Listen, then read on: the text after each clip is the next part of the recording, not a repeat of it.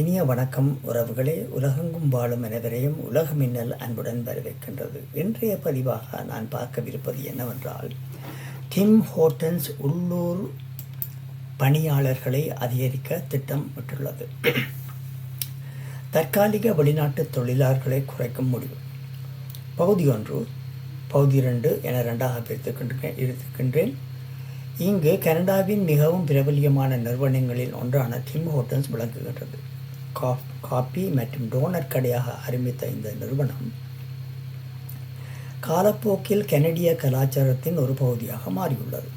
ஆனால் தற்போது நிறுவனம் தனது வேலைவாய்ப்பு முறையில் ஒரு முக்கிய மாற்றத்தை அறிவித்துள்ளது. டிம் ஹோர்டன்ஸ் வரும் மாதங்களில் சுமார் 10,000 உள்ளூர் பணியாளர்களை வேலைக்கு அமர்த்த திட்டமுள்ளது. அதே நேரத்தில் தற்காலிக வெளிநாட்டு தொழிலாளர் திட்டத்தின் டெம்பரரி ஃபாரின் ஒர்க்கர்ஸ் ப்ரோக்ராம் பயன்பாட்டை குறைக்கவும் முடிவு செய்துள்ளது. இந்த அறிவிப்பு கனடாவில் இளைஞர் வேலையில்லாமல் அதிகரித்து வரும் நேரத்தில் வெளியாகி உள்ளது. டிம் ஹோர்டன்ஸ் நிறுவனத்தின் புதிய வேலைவாய்ப்பு திட்டம். டிம் ஹோர்டன் தனது புதிய திட்டம் முடிந்தவரை ஒவ்வொரு சமூகத்திலும் உள்ளூர் மக்களை வேலைக்கு அமர்த்தும் நிறுவனத்தின் உறுதி என்று தெரிவித்துள்ளது. இந்த 10,000 புதிய வேலைவாய்ப்புகளில் சுமார் கனடா முழுவதும் திறக்கப்பட உள்ள சுமார் 80 புதிய டிம் ஹோர்டன்ஸ் கிளைகளின் பணியிடங்கள், ஏற்கனவே உள்ள கிளைகளின் மேம்படுத்தல் பணிகள், புதிய சேவைகள் மற்றும் தயாரிப்புகளுக்கான வேலைவாய்ப்புகள் ஆகியவை உள்ளடங்கும். நிறுவனம் தனது உணவகங்களை புதுப்பித்து வாடிக்கையாளர் அனுபவத்தை மேம்படுத்தவும் திட்டமுள்ளது. ஏன் தற்காலிக வெளிநாட்டு தொழிலாளர்களை குறைக்கின்றது? கனடாவின் டெம்பரரி ஒர்க்கர்ஸ் ப்ரோக்ராம் என்பது உள்ளூர் தொழிலாளர்கள் போதுமான அளவில் கிடைக்காத போது வெளிநாடுகளிலிருந்து பணியாளர்களை வேலைக்கு அழைத்து வர நிறுவனங்களுக்கு அனுமதி வழங்கும் திட்டமாகும். இந்த திட்டம் விவசாயம், உணவகத்துறை, சில்லறை வணிகம் போன்ற பல துறைகளில் பயன்படுத்தி வந்தது என்பதை நாங்கள் அறிந்திருக்கின்றோம். குறிப்பாக கோவிட்-19 தொற்று நோய்க்கு பிறகு பல நிறுவனங்கள் பணியாளர் பற்றாக்குறையை சந்தித்ததால் இந்த திட்டத்தின் பயன்பாடு அதிகரித்துள்ளது. ஆனால் தற்போது கனடா அரசு வேலை சந்தை மாற்றங்கள் மற்றும் தற்காலிக குடியேற்ற எண்ணிக்கை குறித்து கவனம் செலுத்தி இந்த அனுமதிகளை குறைத்து வருகிறது. கனடாவில் இளைஞர் வேலை இல்லாமை. டிம் ஹோர்டன்ஸ் இந்த அறிவிப்பு வெளியாகும் நேரத்தில் கனடாவில் இளைஞர் வேலை இல்லாமை 14% அதிகமாக உயர்ந்துள்ளது.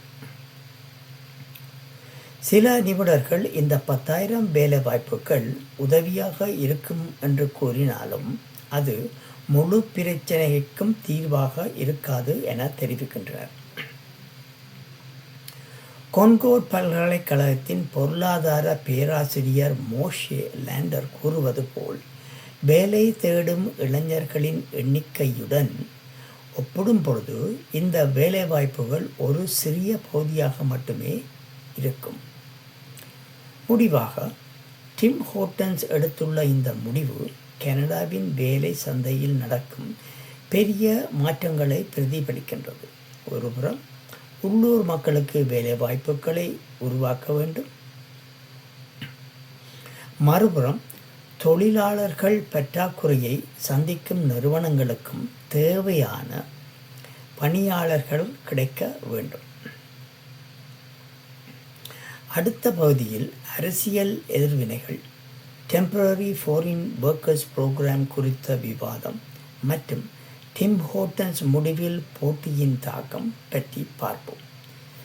எனவே பகுதி 1 நாங்கள் இதை பற்றி பார்த்துள்ளோம். பகுதி 2 தயவு செய்து தவறாது மறக்காமல் பாருங்கள்.